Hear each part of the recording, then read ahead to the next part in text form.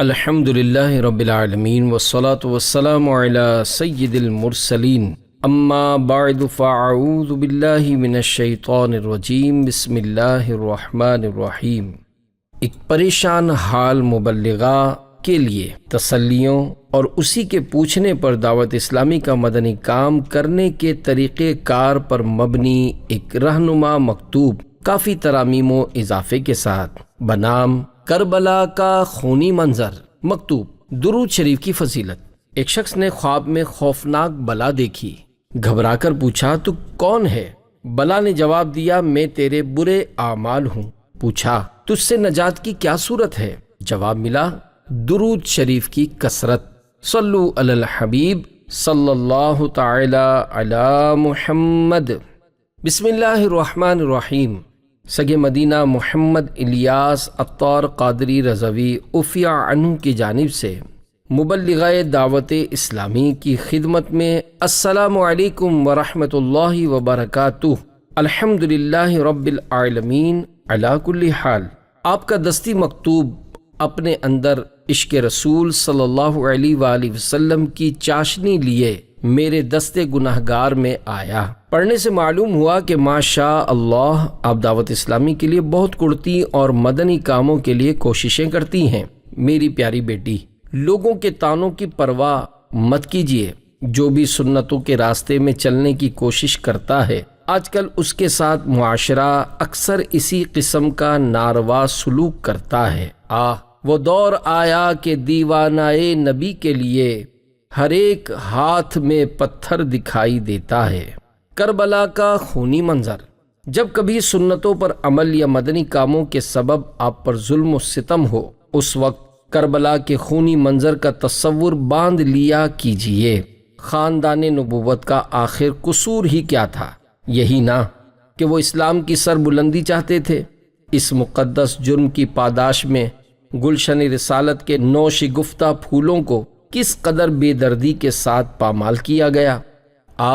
گلستان زہرا رضی اللہ تعالی عنہا کی وہ کلیاں جو ابھی پوری طرح کھلنے بھی نہ پائی تھیں، ان کو کیسی بے رحمی اور سفاکی کے ساتھ شہید کر دیا گیا۔ اس وقت سید الشہداء امام حسین رضی اللہ تعالی عنہ پر کیا گزر رہی ہوگی، جس وقت ان کے جگر پارے کٹ کٹ کر خاک و خون میں گر کر تڑپ رہے ہوں گے۔ کس شقی کی ہے حکومت، ہائے کیا اندھیر ہے، دن دہاڑے لٹ رہا ہے کاروان اہل بیت۔ ننا علی اصغر رحمت اللہ تعالی علیہ اس مدینے کے حقیقی منع کے پیاسے گلے پر جب تیر لگا ہوگا اور یہ شدت کرب سے اپنے بابا جان امام مظلوم امام حسین رضی اللہ تعالی عنہ کی گود میں تڑپا ہوگا اور پھر جھرجھری لے کر دم توڑا ہوگا، اس وقت نواسہ رسول جگر گوشہ بطول امام عالی مقام حضرت سیدنا امام حسین رضی اللہ تعالی عنہ کے رنج و الم کا کیا علم ہوگا۔ دیکھا جو یہ نظارہ کانپا ہے عرش سارا، اصغر کے جب گلے پر ظالم نے تیر مارا۔ اور جب ننے منع علی اصغر رحمت اللہ تعالی علیہ کا خون میں لتھڑا ہوا ننا سا لاشا ان کی امی جان سیدتنا رباب رحمت اللہ تعالی علیہا نے دیکھا ہوگا تو ان پر اس وقت کیسی قیامت قائم ہوئی ہوگی۔ اے زمین کربلا یہ تو بتا کیا ہو گیا، ننا علی اصغر تیری گودی میں کیسے سو گیا۔ امام پاک کی رخصتی۔ میری پیاری بیٹی، ذرا سوچئے تو صحیح، اس وقت سیدہ زینب و سیدہ سکینہ اور دیگر بیبیوں رضی اللہ تعالی عنہن اجمعین پر کیا گزر رہی ہوگی جب سید الشہداء امام علی مقام امام عرش مقام امام تشنا کام امام الہمام سیدنا امام حسین رضی اللہ تعالی عنہ اپنے جگر پاروں علیہم رضوان کو تلواروں سے کٹوانے کے بعد خود جام شہادت نوش کرنے کے لیے خیمے سے رخصت ہو رہے ہوں گے۔ فاطمہ کے لاڈلے کا آخری دیدار ہے، حشر کا ہنگامہ برپا ہے میان اہل بیت، وقت رخصت کہہ رہا ہے خاک میں ملتا سہاگ، لو سلام آخری اے بے وگان اہل بیت۔ کربلا کا تاراج کارواں، اور پھر صرف عابد بیمار اور فقط پردہ نشین بیبیاں رہ جائیں، سارے خیمے سنسان ہو جائیں، باہر ہر طرف خاندان عالی شان کے نوجوانوں اور بچوں کی لاشیں بکھری پڑی ہوں۔ اس پر ستم بالائے ستم یہ کہ یزیدی درندوں کی طرف سے لوٹ مار مچے، خیمے جلا دیے جائیں، سب کو قیدی بنا دیا جائے، اور امام حسین رضی اللہ تعالی عنہ کے سر انور کو نیزے پر بلند کر کے سارا تاراج کارواں ظالمین ہانک چلیں۔ اس کا تصور ہی کس قدر دردناک ہے۔ ان لرزہ خیز مناظر کو یاد کر کے ہمارا دل خون روتا اور کلیجہ منہ کو آتا ہے۔ میری پیاری بیٹی، اس منظر کو یاد کریں گی تو انشاءاللہ عز و جل اپنی معمولی سی تکلیف کے احساس پر آپ کو خود ہی ہنسی آئے گی کہ کیا ہماری بھی کوئی تکلیف ہے۔ پیارے مبلغ معمولی سی مشکل پر گھبراتا ہے، دیکھ حسین نے دین کی خاطر سارا گھر قربان کیا۔ بہرحال صبر و شکیبائی کا دامن تھامے، حسن اخلاق کا پیکر بنی رہیں اور اپنی مختصر ترین زندگی کو شریعت و سنت کے مطابق گزاریں، اور عاشقان رسول کی مدنی تحریک دعوت اسلامی کے مدنی ماحول سے ہر دم وابستہ رہیں اور اسلامی بہنوں کو نیکی کی دعوت دیتی رہیں۔ موت اٹل ہے، یاد رہے موت اٹل ہے۔ ان قریب ہمارے ناز اٹھانے والے ہمیں اپنے کندھوں پر لاد کر ویران قبرستان میں اندھیری قبر کے اندر منو مٹی تلے دفن کر کے تنہا چھوڑ کر چلے جائیں گے۔ اگر خدا نخواستہ غیر شرعی فیشن بھری زندگی ہوئی، بے پردگی کا سلسلہ رہا، نمازوں روزوں میں غفلت ہوئی، اور اگر اللہ پاک اور اس کے محبوب صلی اللہ علیہ وآلہ وسلم ناراض ہو گئے اور عذاب کی صورت درپیش ہوئی، تو پھر اندھیری قبر میں، اور وہ بھی سانپ بچھوؤں کے ساتھ، قیامت تک کیسے گزارا ہوگا؟ لہذا ہر دم موت پیش نظر رہے اور جلد تر ختم ہو جانے والی مختصر ترین زندگی میں طویل ترین آخرت کی تیاری کر لیجئے۔ کلیجہ منہ کو آتا ہے، میرا دل تھر تھراتا ہے، کرم یا رب اندھیرا قبر کا جب یاد آتا ہے۔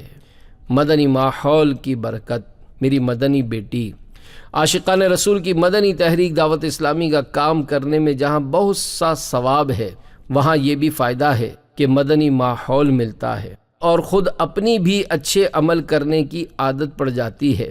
عشق مدینہ و عشق تاجدار مدینہ صلی اللہ علیہ وآلہ وسلم نصیب ہوتا ہے، اور نیکی کی دعوت دینے کے فضائل کا تو اس بات سے اندازہ لگائیں کہ ہر کلمے کے بدلے 1 سال کی عبادت کا ثواب۔ ایک بار حضرت سیدنا موسیٰ کلیم اللہ علی نبینا وعلیہ الصلوۃ والسلام نے بارگاہ خداوندی میں عرض کی، یا اللہ پاک، جو اپنے بھائی کو نیکی کا حکم کرے اور برائی سے روکے، اس کی جزا کیا ہے؟ رب کریم نے ارشاد فرمایا، میں اس کے ہر کلمے کے بدلے 1 سال کی عبادت کا ثواب لکھتا ہوں، اور اسے جہنم کی سزا دینے میں مجھے حیا آتی ہے۔ نیکی کی دعوت کا ثواب۔ 2 فرامین مصطفیٰ صلی اللہ علیہ وآلہ وسلم۔ نمبر 1، جو شخص میری امت تک کوئی اسلامی بات پہنچائے تاکہ اس سے سنت قائم کی جائے یا اس سے بد مذہبی دور کی جائے، وہ جنتی ہے۔ نمبر 2، نیکی کی راہ دکھانے والا نیکی کرنے والے کی طرح ہے۔ نیکیوں کا انبار، سبحان اللہ عز و جل۔ نیکی کرنے والا، کرانے والا، بتانے والا اور مشورہ دینے والا سب ثواب کے حقدار ہیں۔ فرض کیجئے آپ نے کسی ایک اسلامی بہن کو بھی فیضان سنت سے درس دیا، تو درس سننے والی وہ اسلامی بہن ان پر عمل کرے یا نہ کرے، آپ کے نامہ اعمال میں انشاءاللہ عز و جل ثواب لکھا جائے گا۔ اور اگر آپ سے درس سن کر اس اسلامی بہن نے عمل کرنا شروع کر دیا، تو وہ جب تک عمل کرتی رہے گی، آپ کو بھی برابر اس عمل کرنے والی جتنا ثواب ملتا رہے گا۔ اور اگر اس نے آپ کے درس سے سیکھی ہوئی کوئی سنت کسی اور تک پہنچائی، تو اس کا ثواب اس پہنچانے والی کو بھی ملے گا اور آپ کو بھی۔ اس طرح انشاءاللہ عز و جل آپ کا ثواب بڑھتا ہی چلا جائے گا۔ نیکی کی دعوت کا آخرت میں ملنے والا ثواب بندہ اگر دنیا میں دیکھ لے تو کوئی لمحہ بیکار نہ جانے دے، بس ہر وقت نیکی کی دعوت کی دھومیں مچاتا رہے۔ شیطان کے وسوسوں کو قریب بھی نہ پھٹکنے دیں کہ وہ تو ایسے حالات پیدا کرے گا کہ آپ نیکی کی دعوت کے اس عظیم کام کو چھوڑ دیں۔ فیضان سنت سے روزانہ درس دینا بھی بڑے اجر کا کام ہے۔ اس درس کے ذریعے خوب سنتوں کے مدنی پھول لٹائیے اور ڈھیروں ثواب کمائیے۔ درس فیضان سنت کی ترغیب کے لیے 4 مدنی پھول۔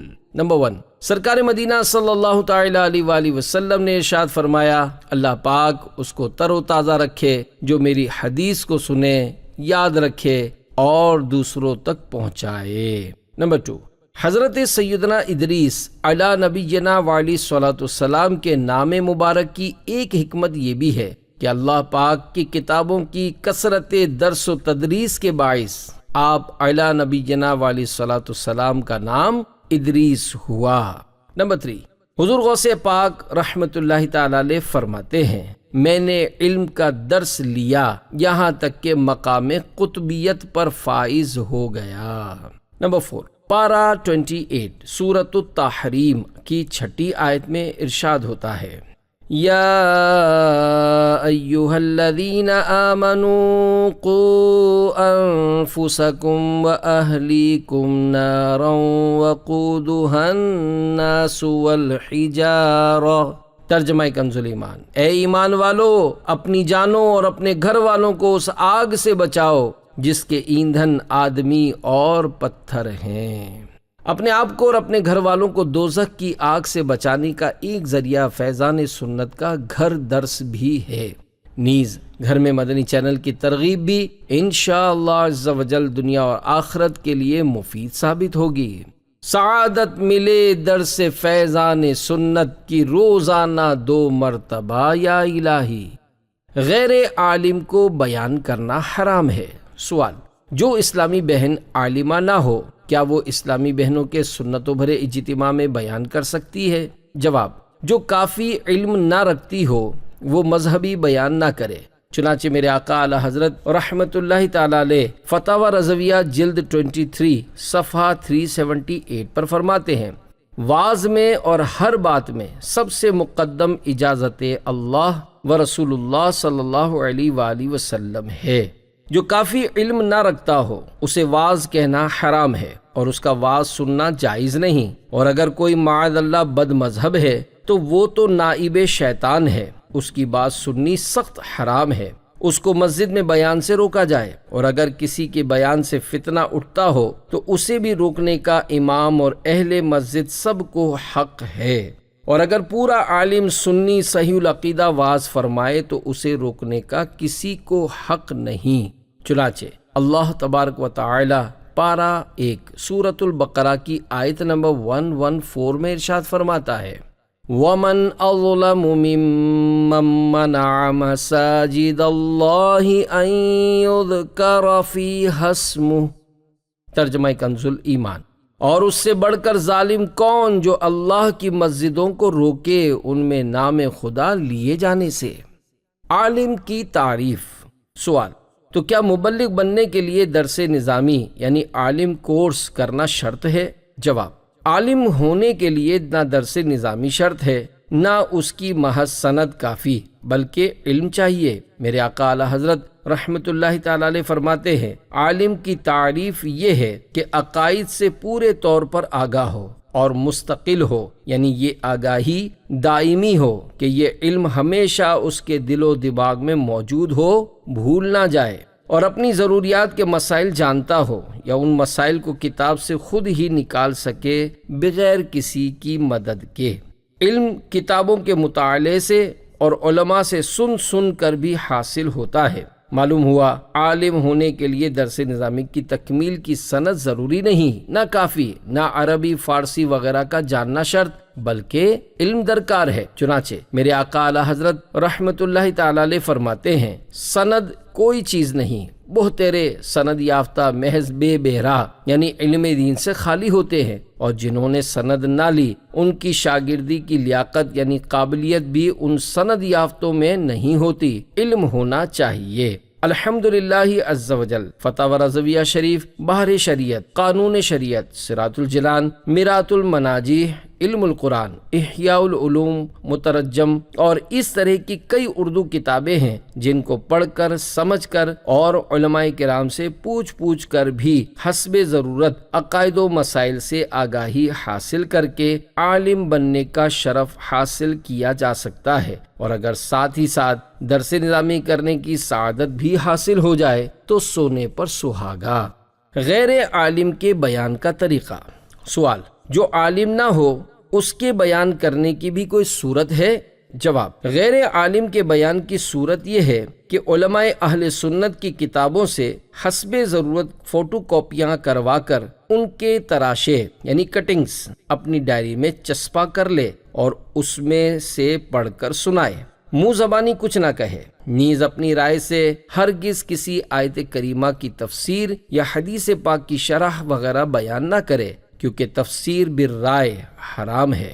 تفسیر بالرائے یہ ہے کہ نا اہل آدمی تفسیر کرے یا نبی کریم صلی اللہ علیہ وآلہ وسلم اور صحابہ و تابعین علیہم رضوان سے منقول تفسیر کے خلاف یا اجماعی معنی کے خلاف تفسیر بیان کرے، یا نقل پر مدار رکھنے والی چیزوں کی صرف عقل سے تفسیر کرے، یا ایسی تفسیر کرے جو شرعی مسلمہ قواعد سے متصادم ہو یا زبان عرب میں اس معنی کی گنجائش نہ ہو، اور اپنی اٹکل کے مطابق آیت سے استدلال یعنی دلیل پکڑنا اور حدیث مبارک کی شرح کرنا اگرچہ درست ہو تب بھی شرعاً اس کی اجازت نہیں۔ فرمان مصطفیٰ صلی اللہ علیہ وآلہ وسلم: جس نے بغیر علم قرآن کی تفسیر کی وہ اپنا ٹھکانہ جہنم بنائے۔ غیر عالم کے بیان کے بارے میں رہنمائی کرتے ہوئے میرے آقا نعمت اعلی حضرت مجدد دین و ملت مولانا شاہ امام احمد رضا خان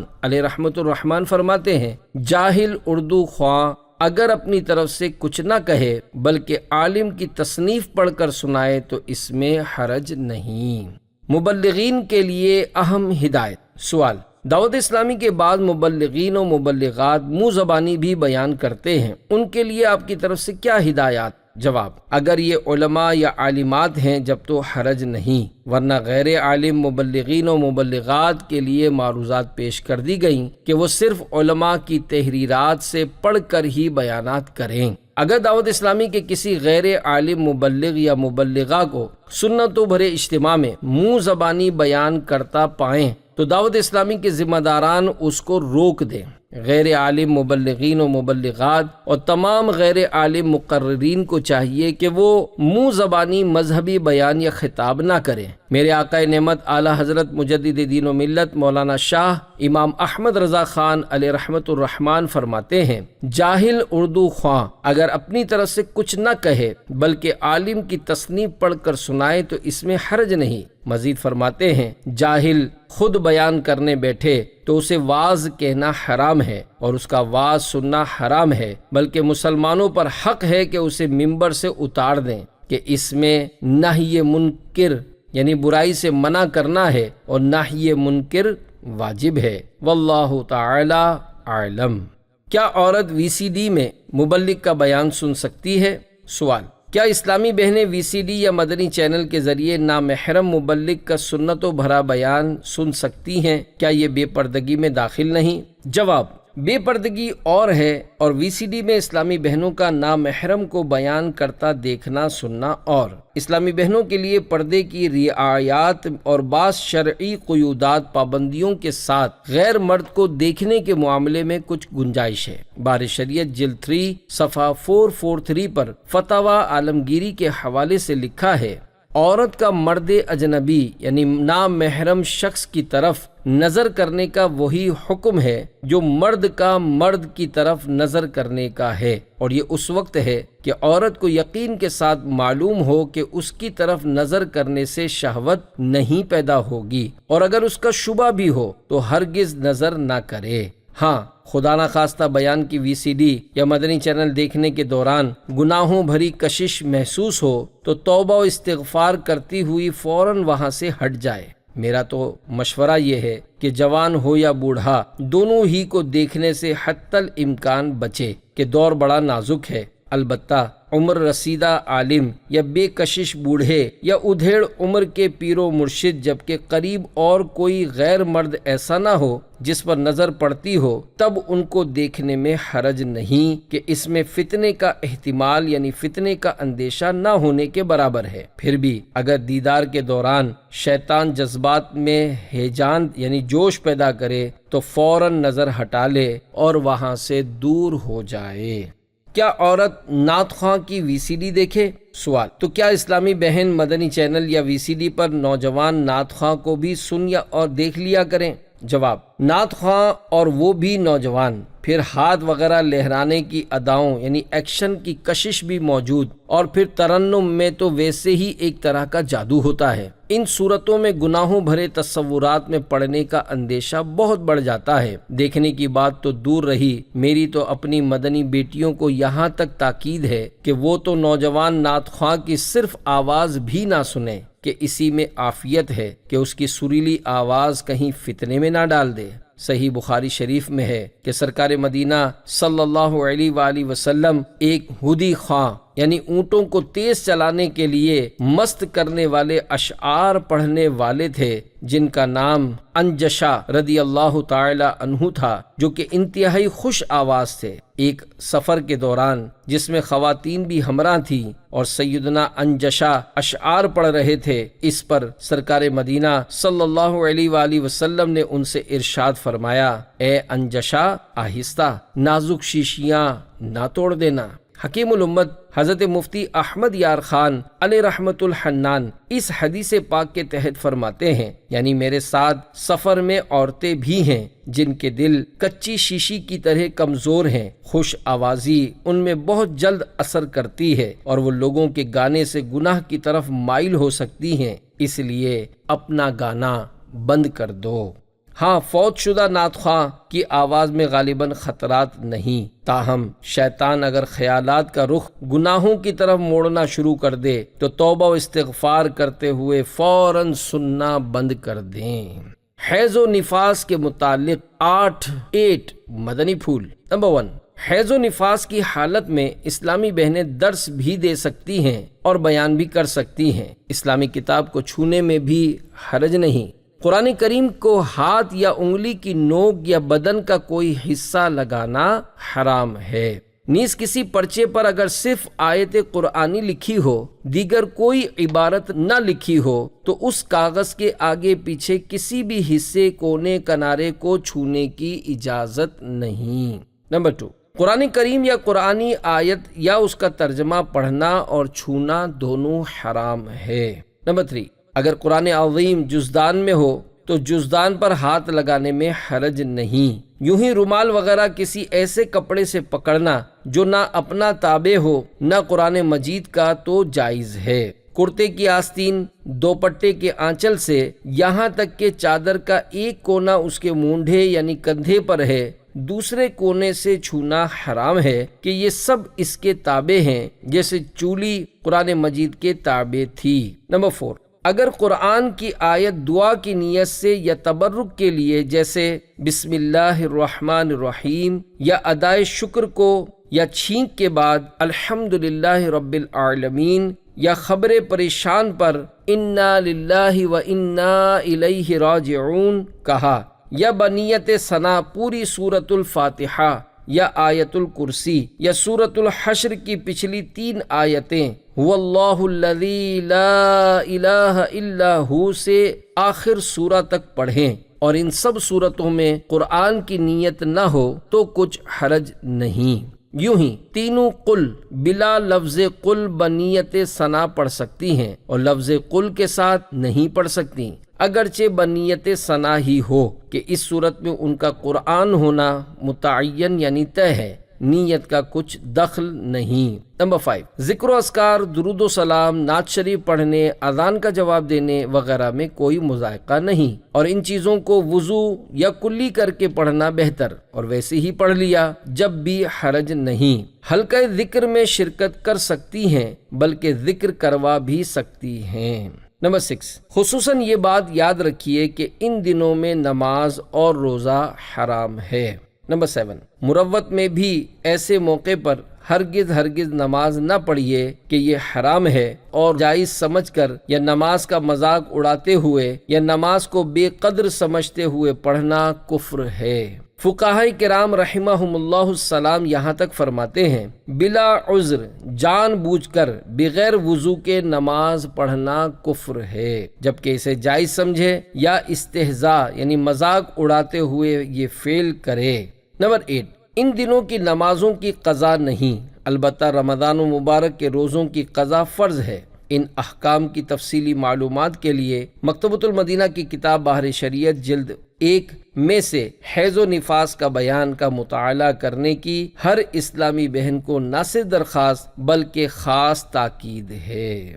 صلو علی الحبیب صلی اللہ تعالی علی محمد، توبوا الی اللہ، استغفر اللہ۔ صلو علی الحبیب صلی اللہ تعالی علی محمد۔ پردے کے اہم مدنی پھول: خالہ زاد، ماموں زاد، پھوپھی زاد، چچا زاد، تایا زاد، دیور و جیٹھ، خالو، پھوپھا، بہنوئی، بلکہ اپنے نامحرم پیر و مرشد سے بھی پردہ کیجیے۔ نیز مرد کا بھی اپنی ممانی، چچی، تائی، بھابھی اور اپنی زوجہ کی بہن وغیرہ رشتہ داروں سے پردہ ہے۔ منہ بولے بھائی بہن، منہ بولے ماں بیٹے اور منہ بولے باپ بیٹی میں بھی پردہ ہے، حتیٰ کہ لے پالک بچہ جب مرد و عورت کے معاملات سمجھنے لگے تو اس سے بھی پردہ ہے، البتہ دودھ کے رشتوں میں پردہ نہیں، مثلا رضاعی یعنی دودھ کے رشتے کی ماں بیٹے اور رضاعی بھائی بہن میں پردہ نہیں۔ لہذا لے پالک بچے یا بچی کو ہجری سن کے مطابق 2 سال کی عمر کے اندر عورت اپنا یا اپنی سگی بہن یا سگی بیٹی یا سگی بھانجی کا کم از کم 1 بار دودھ اس طرح پلا دے کہ اس بچے یا بچی کے حلق سے نیچے اتر جائے۔ اس طرح اب جن سے دودھ کا رشتہ قائم ہوا ان سے پردہ واجب نہ رہا۔ رضاعی ماں کے معاملے میں تو فتنے کا اندیشہ کم ہوتا ہے، لیکن بقیہ دودھ کے رشتوں میں بعض اوقات پردہ کرنا ہی مناسب ہے، جیسا کہ اعلیٰ حضرت رحمت اللہ تعالی علیہ فرماتے ہیں، اور بحالت جوانی یا احتمال فتنہ